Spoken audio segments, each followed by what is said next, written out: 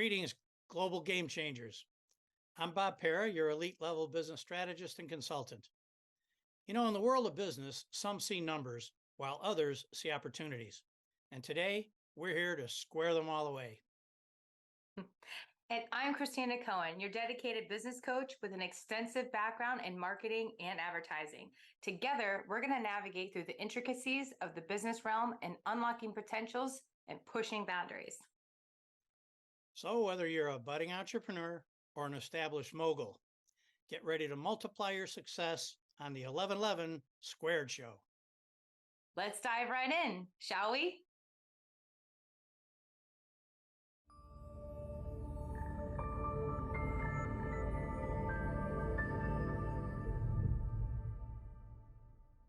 Today's 1111 topic is cookie talk, from famous to crumbles, not to be confused with crumble cookie. Cookies, Christina, cookies. And a man who made him famous, literally.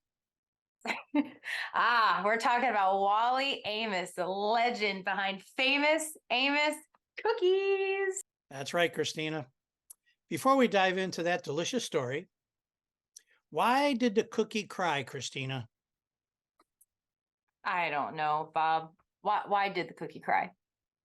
Because its mom was away for too long. Stop it.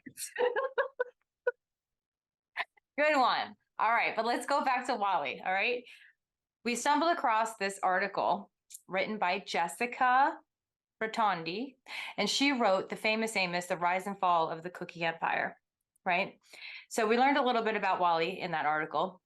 He was born in Florida. He moved to New York, and then he joined the Air Force and became the first Black talent agent in the industry. And that's quite a journey, right? Absolutely. From signing Simon and Garfunkel to baking Aunt Della's cookies to de-stress. And who would have thought these cookies would have become Hollywood's next big thing? I also de-stress with cooking, baking cookies as well. But that's not just it, okay? Not just in Hollywood. He managed to launch the first famous Amos store on LA's Sunset Boulevard, and a location that saw more nightlife than cookie life, if you catch my drift.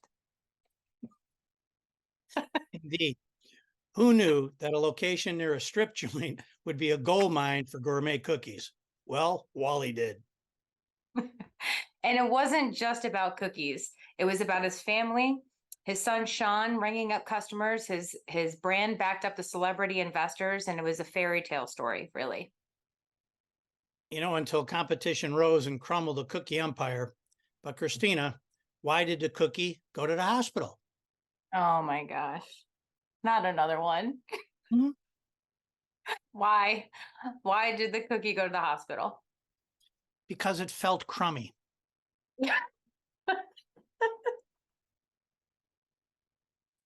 All right. Are we going to move back on to Wally's story?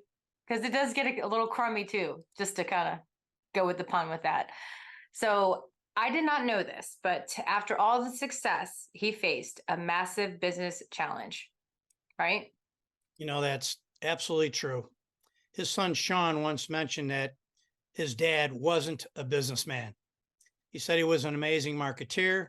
He had great promotional instincts, but he made a lot of bad decisions.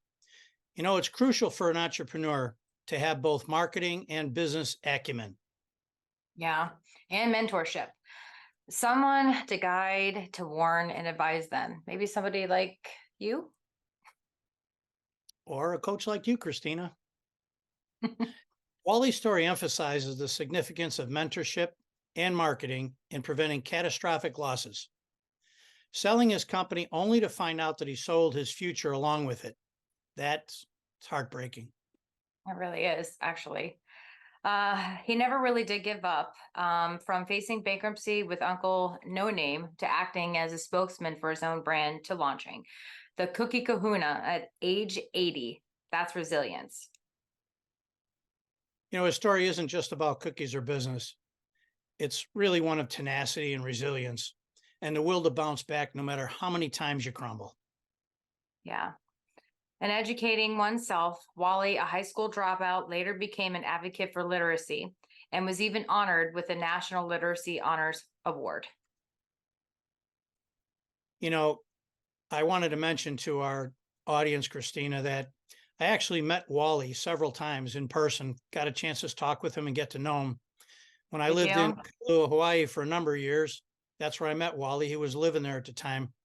We had a great discussion. He had a great storefront. He always passed out free cookies. Never doubted if you wanted one or two or three. It wasn't about that. He knew he had a great product and a great recipe. And actually, what I found most interesting is he's been an advocate all his life for literacy. And next to his little cookie shop, he has a reading room that's decorated for the little children. And he's got the books that he's written, and he wears a big watermelon hat. And he reads to those children every single day in that store. When he and I lived in Kailua, Hawaii together, it was a wonderful, wonderful man to meet and get to know. He was truly Aw. inspiring. Christina, before we wrap up, do you have any parting words for our budding entrepreneurs out there? This is a fun fact. Did you know that businesses that employ mentorship programs and prioritize marketing have a significantly lower failure rate? So don't let your business dreams crumble. Seek guidance, keep learning, and bake a successful future. You want to add anything else, Bob? Absolutely. You know, Christina, we've been through this many times, and we're dedicated today's show to sharing the wonderful life story of Wally Amos and all of the great things that he's created throughout his life. But what I'd like to share with our followers and our entrepreneurs is a key lesson that we can learn from Wally's life. Phenomenal promotion, phenomenal marketeer, phenomenal salesman, unbelievable personality and people person. But of his own admission, the fatal flaw throughout his lifetime was he didn't care about the money, so he didn't pay attention to the money. So the money always escaped him. I think our audience can fact check me. When he sold Famous Amos brand to Kraft Foods, they paid him $11 million. He blew through that $11 million. His recipe, a secret recipe, had no preservatives in it. Kraft Foods added preservatives, extended the shelf life, and then subsequently 2 or 3 years later sold the company for $55 million. If Wally would have had a mentor, and again, it stresses the importance for us all to have a mentor that can guide us, can help us, support us, can point out to us and hold up a mirror to our potential weaknesses and if there's any flaws in our business model. In Wally's case, if a mentor would have been there to say, you know, Wally, let's invest some of the money, let's add this product or add this product. So I just wanted to close with, as I mentioned earlier, I met Wally, a beautiful, beautiful human being with a wonderful heart, always giving back, always helping others, always reaching out. But his business story is not only one of success, but failure time and time again. And please watch that YouTube video when he pitches his new endeavor at the age of 80 to the Sharks and see what happens. See what happens. So I think, Christina, our points are, and I'll let you close, just so important to find a mentor and a coach because they can see your blind spots and they can help you complement what your other gifts and talents are. And Wally's a great life story to follow, many lessons to learn, both positive and areas of improvement. Yes, no, absolutely. I couldn't agree more with everything that you said.